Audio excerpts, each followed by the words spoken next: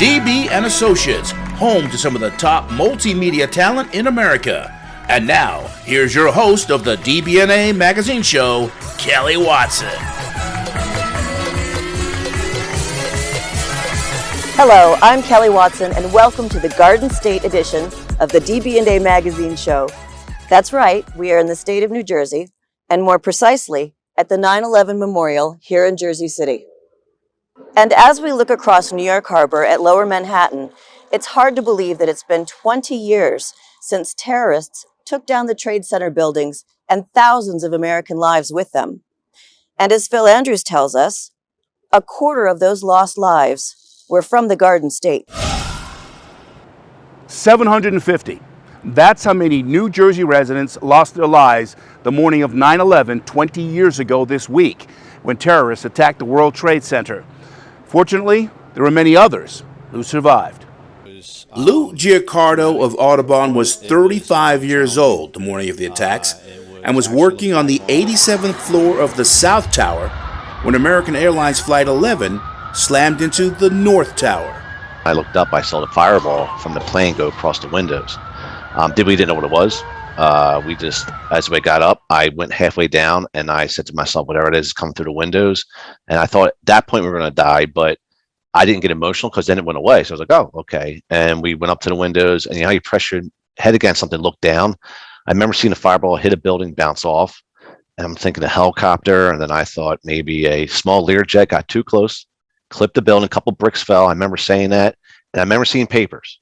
And I said, oh my God, it's probably their briefcases. And as I turned around, I smelled jet fuel. It was then that Giacardo and his colleagues knew they had to evacuate, and did so down one of the stairwells. And it was there, 17 minutes later, when United Flight 175 hit their tower. We were kind of looking around, what was that? And I thought maybe it was fuel tanks or something. Generators exploded from the first tower, set them off, and then you heard rumbling. And when I give my talks, that's the first time I really thought I was going to die, because I can't go up, I can't go down. And I said, this building's coming down on top of us. And my shirt was vibrating. And it got closer. I just bowed my head and closed my eyes and just said a prayer and just told my family goodbye. And of course, it wasn't goodbye. Giacardo safely found his way out and eventually back to his family in South Jersey. Now, while Lou and thousands of others scrambled for their lives that morning in New York, air traffic controllers here at Newark Liberty International Airport and airports elsewhere frantically tried to track down and search for the other hijacked planes that were still in the air. Military Boston Center just had a report that American 11 is still in the air and it's on its way heading towards Washington. Okay, American 11 is still in the air? Yes, on its way towards Washington? There was evidently another aircraft that hit the tower. That's the latest report we have. Okay. I'm going to try to confirm an ID for you, but I would assume he's somewhere over either New Jersey or somewhere further south. I had a chance recently to catch up with former air traffic controller Ron Consalvo at the Monarch Diner here in Glassboro. And yes, Consalvo was on duty the day of the attack. So after the plane hit the second tower, I don't remember if we called our coworker who had taken a temporary job in the air traffic operations in New York, or she called us. I don't remember that. But the supervisor was on the phone with her and then told us that there was as many as 10 planes out there that were unaccounted for. And so, yeah, we didn't know. I mean, it was frantic. We were in an air traffic control facility. It was just frantic. Nobody knew what to do. Just had another report. United 93, who was in Cleveland Center's airspace somewhere around Dyer intersection, just reported that they heard screaming on the frequency and the people have a bomb on board. The aircraft departed Newark en route to San Francisco was the report. And of course, as we know, Flight 93 that originated here at Newark Liberty International Airport was the plane that went down in Shanksville, Pennsylvania. For Jersey Matters, I'm Phil Andrews. And of course, it was the brave passengers on board Flight 93 that prevented that plane from continuing on to its original target, the White House. We will never forget. Now's a good time to take our first break, but before we do, here's a little something to think about. In 2019, Congress passed a bill directly related to 9/11 and first responders. What was the bill called, and what does it do? The answer at the end of the show. You fill up my senses like a night in a forest, like the mountains in springtime, like a walk in the rain, like a storm in the desert, like a sleepy blue ocean. You fill up my senses, come fill me again.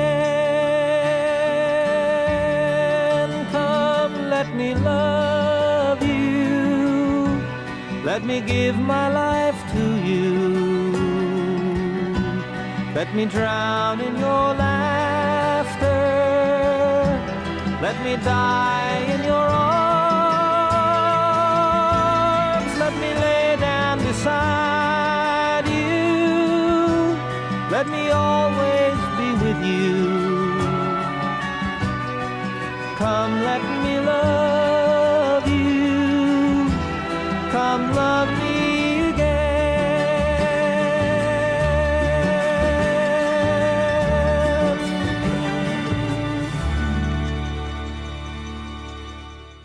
Always stay humble and kind.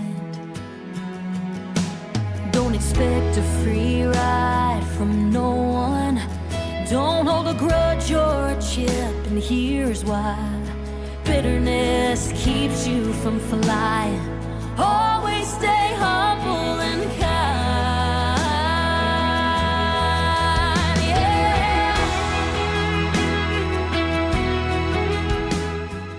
Hi, my name is Charlene Walters. I'm the host of Launch, a business talk show that really helps you take your business to the next level, get professional advice, and just learn how to improve your life.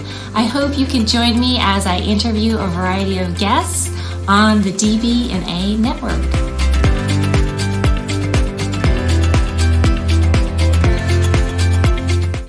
Once again, welcome back to the Garden State edition of the DB&A magazine show. Now, we started at the 9/11 Memorial in Jersey City and have now moved up the Hudson River to Alexander Hamilton Park in Weehawken. And if you are wondering, yes, this is where Hamilton and Adam Burr held their infamous duel and Hamilton lost his life. And speaking of Hamilton, Broadway recently reopened after a 15-month COVID shutdown, which brings us to DB&A client Allison McAtee. Allison started in New York City as a model and off-Broadway actor and is now a staple on the big screen and television. Allison also has been working on her own project called Over Easy.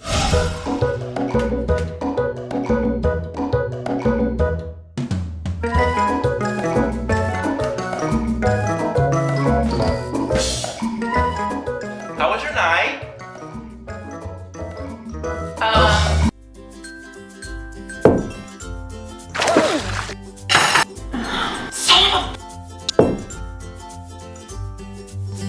Oui, mon petit croissant.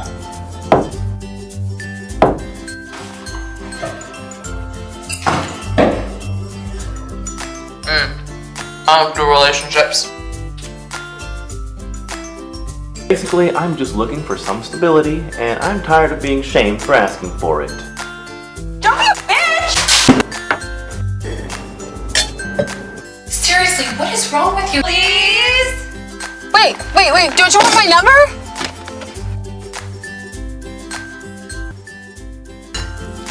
Oh, thank God you're back. Oh!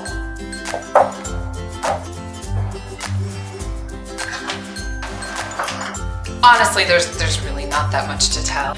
Would you want to go out with me? Wait, which one of us? Both? We are unique individuals and deserve to be loved as such. Miss Centrist pig. Wait, no, I don't smoke. No, you are smoking. I'm leaving. This was harrowing. I'm a f***ing survivor. Stop kissing my non-committal soul song!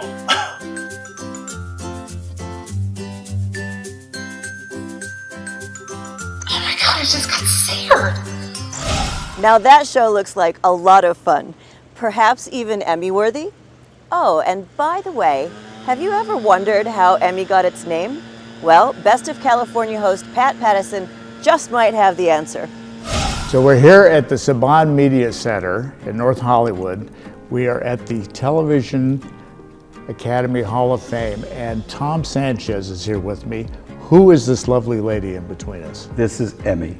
This is Emmy. Tell me a little bit about the history of the statue here.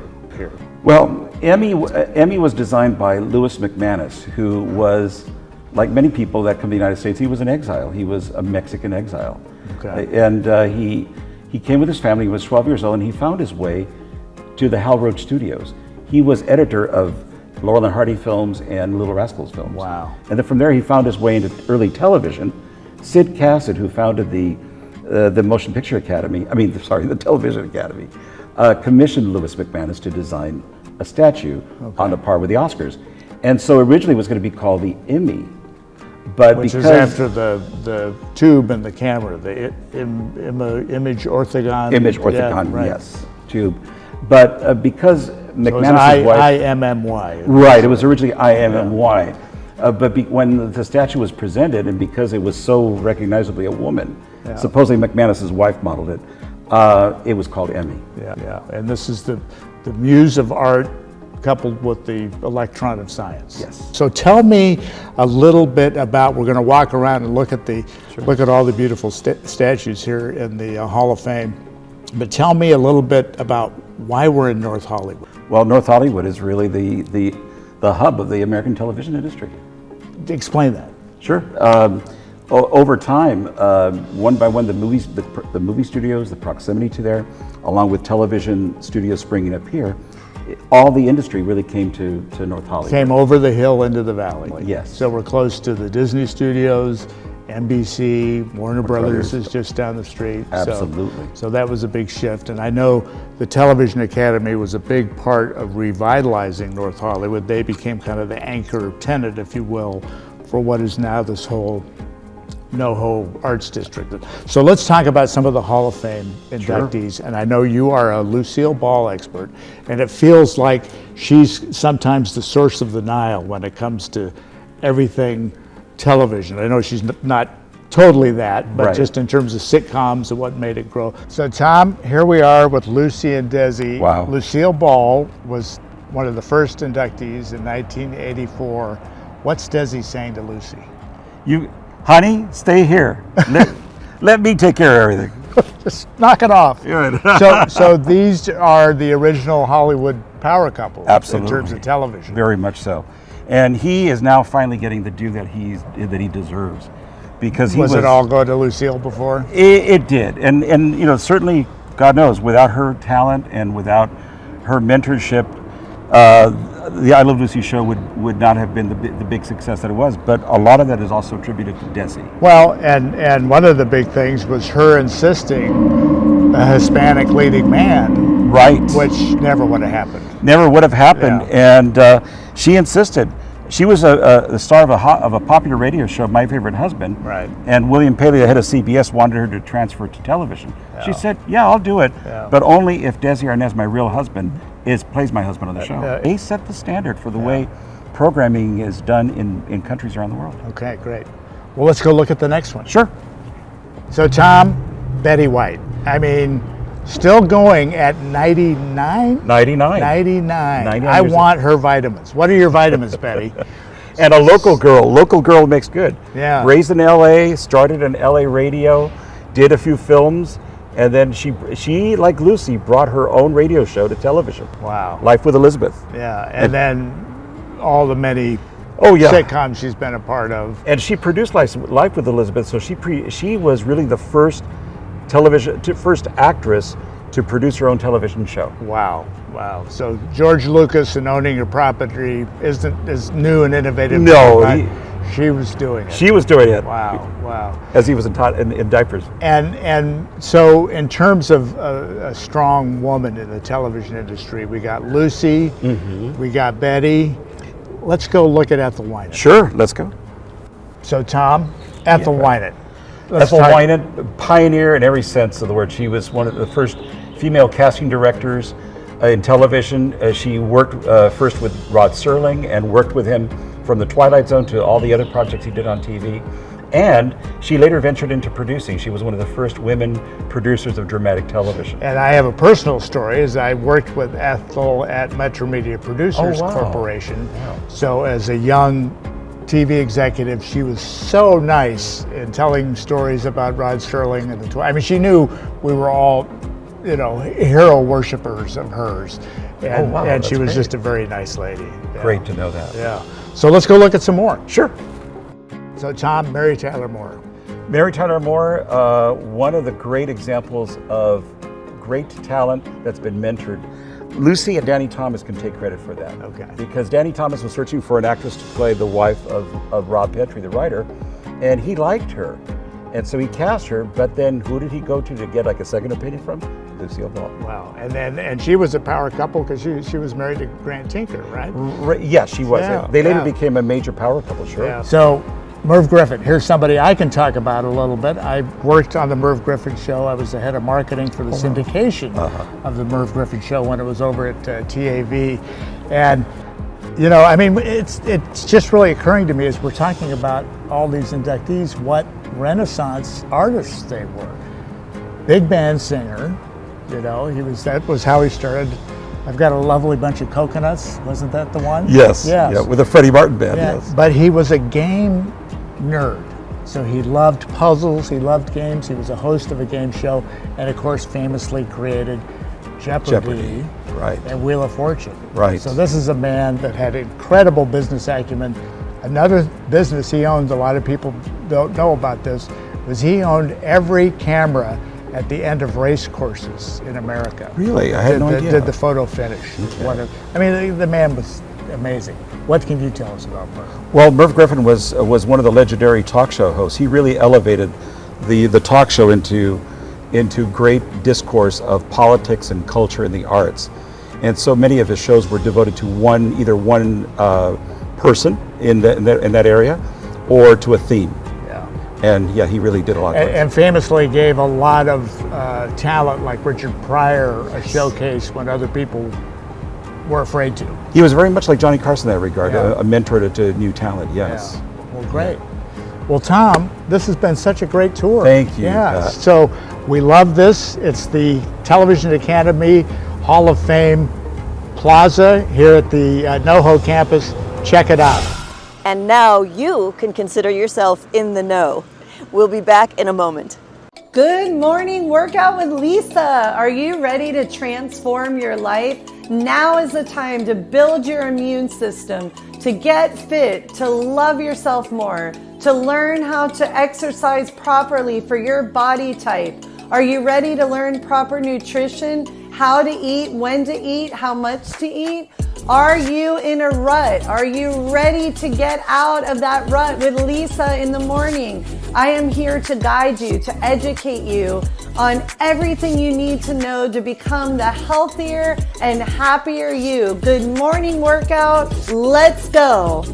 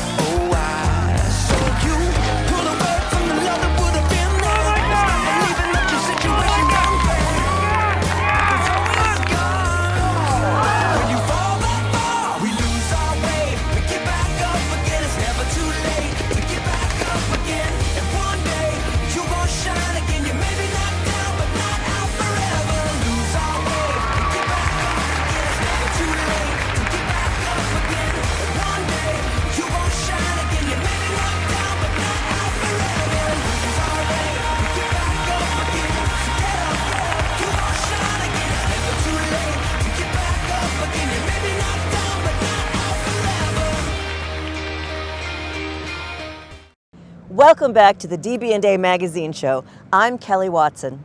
Today we are in the state of New Jersey, and at the moment standing in the shadows of MetLife Stadium, home to the NFL's New York Giants and Jets, and host to numerous other events. As a matter of fact, it could be a future World Cup soccer venue in 2026. Now, when it comes to sports, New Jersey has a rich history and recently sent 23 athletes to the Summer Games in Tokyo, a city that has bounced back from its own past. Here's Andrew Martin with more. Tokyo, Japan, a city that is very different now than it was 57 years ago. What Japanese people wanted to do is we wanted to show that we are recovering from the World War II, and now we are moving forward. The war ended in 1945. Japan surrendered. 19 years later, in 1964, Tokyo hosted the Olympic Games for the first time. At that time, the infrastructure of the city was made.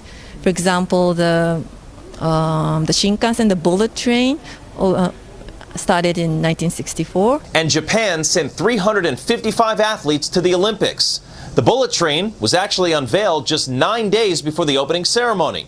As for the Games, Japanese athletes won 29 combined medals. That was good for third, behind the United States and the Soviet Union. So the Japanese who remember 1964 hosting a second Summer Olympiad, that would be a big deal. I mean, they have such great memories of that time. Tokyo 2020 shares those memories. There are 5 venues that are being used this summer that were also used in 1964. We're trying to use the legacy and also to make the new ones for the new athletes. Paris has known since 2017 it would be hosting the next Summer Olympics after Tokyo. The City of Light is ready. We really want to continue to push and prioritize everything related to the emotion of sport.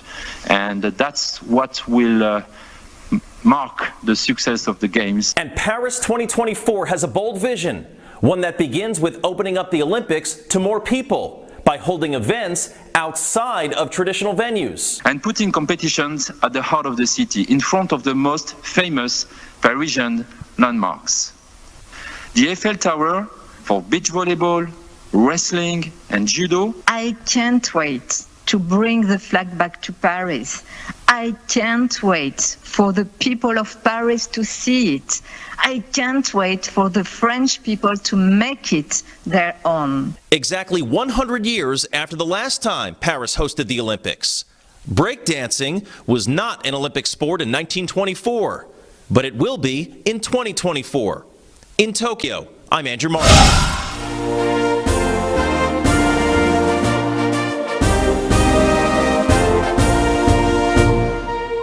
So, it looks like ratatouille and croissants for all at the 2024 Summer Games. And if neither one of those tempts your tummy, maybe Good Food Matters host Janet Zapala and her Lamburger will help fill the void.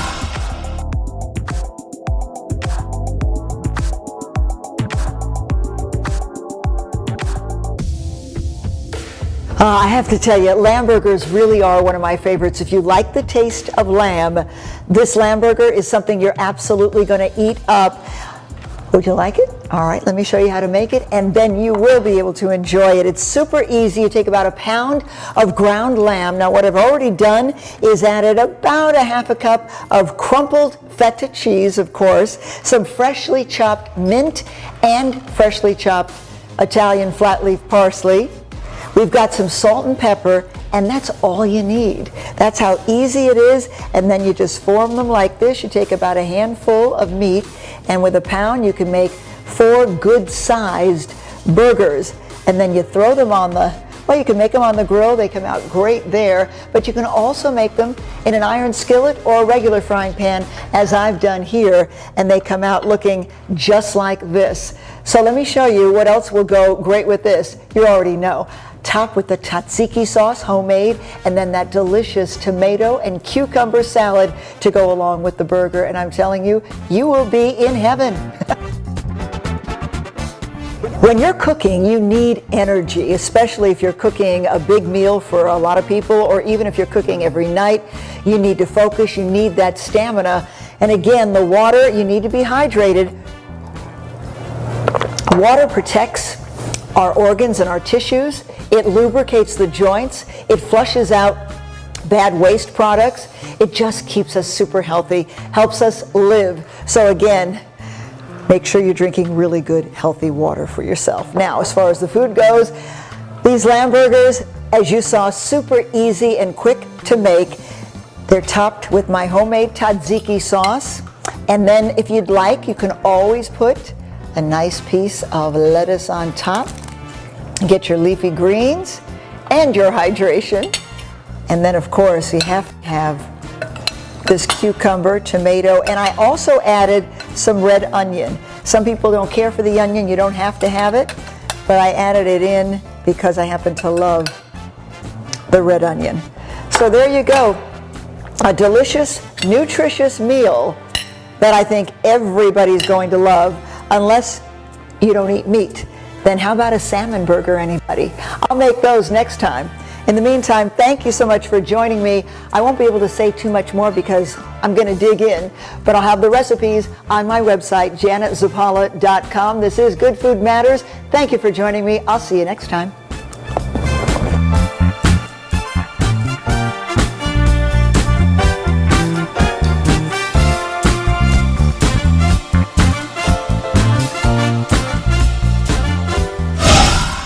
Now, if you are not a fan of lamb, Janet says you can make that burger with ground beef, turkey, or a plant-based protein. Finally, the answer to our something to think about question, which was, in 2019, Congress passed a bill directly related to 9/11 and first responders. What was the bill called, and what does it do? The answer? The 9/11 Victim Compensation Fund, which will permanently compensate individuals who were injured during the 2001 terrorist attacks and their aftermath, rescuing people and removing debris under hazardous conditions. To find out more about today's great storytellers and other talented DB&A clients, check out our website at dbandassociates.com. Thanks again for joining us on the DB&A Magazine Show. I'm Kelly Watson. See you next time.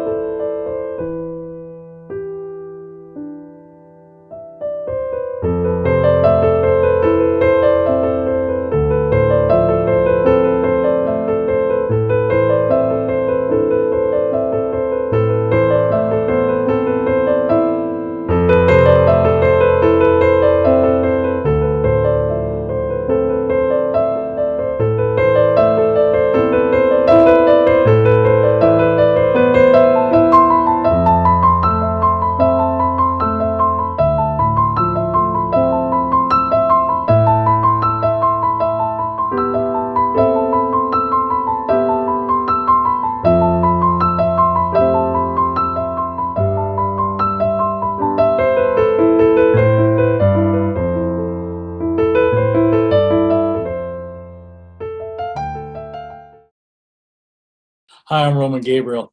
Now you can see the Tony Casillas Show, the Drew Pearson Show, and my show, the Roman Gabriel Show, right here on DB&A television. I'm Jerome Bettis, former running back from the Pittsburgh Steelers. I'm Eric Almirola, NASCAR Cup Series driver. This is Jeff Garcia. Jack Youngblood here, promoting Gabe. Hey, this is Chris Broussard from The Odd Couple and Fox Sports. Hey guys, it's Gary Vee. I'm NASCAR driver Angela Rook. And you gotta check out my man Roman Gabriel. And you're listening and watching The Roman Gabriel Show. He's the best, listen to him.